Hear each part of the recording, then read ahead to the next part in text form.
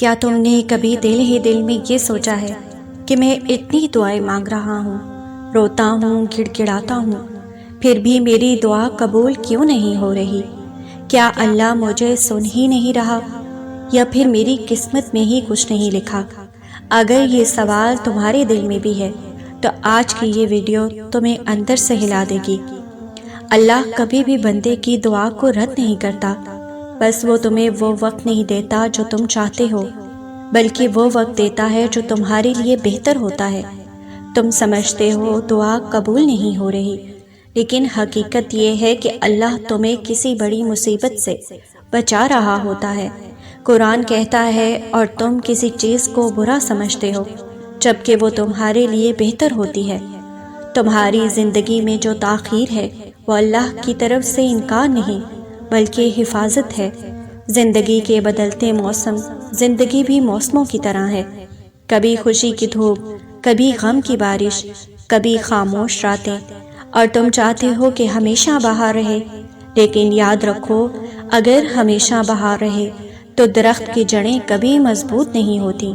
اسی طرح آزمائش تمہیں توڑنے نہیں آتی بلکہ تمہیں مضبوط بنانے آتی ہے۔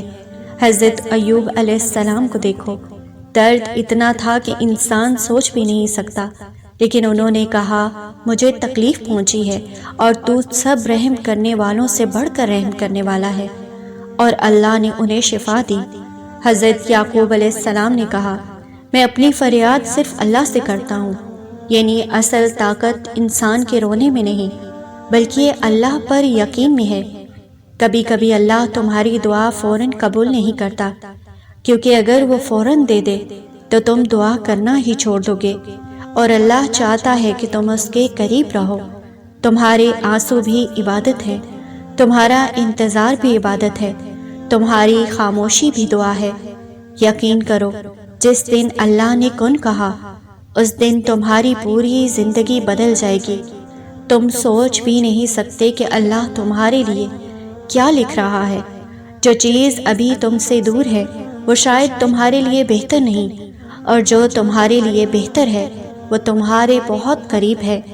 جب تم دل سے کہتے ہو حسبی اللہ، تو اللہ تمہارے دل میں ایسا سکون اتارتا ہے کہ دنیا کے سارے بوجھ ہلکے لگنے لگتے ہیں۔ اصل سکون دولت میں نہیں، اصل سکون اللہ پر یقین میں ہے۔ بس یاد رکھو اللہ دیر کرتا ہے لیکن اندھیر نہیں کرتا۔ اگر تم ابھی تک انتظار میں ہو تو یہ ویڈیو تمہارے لیے ایک پیغام ہے، تمہاری دعا رد نہیں ہوئی، وہ ابھی راستے میں ہے۔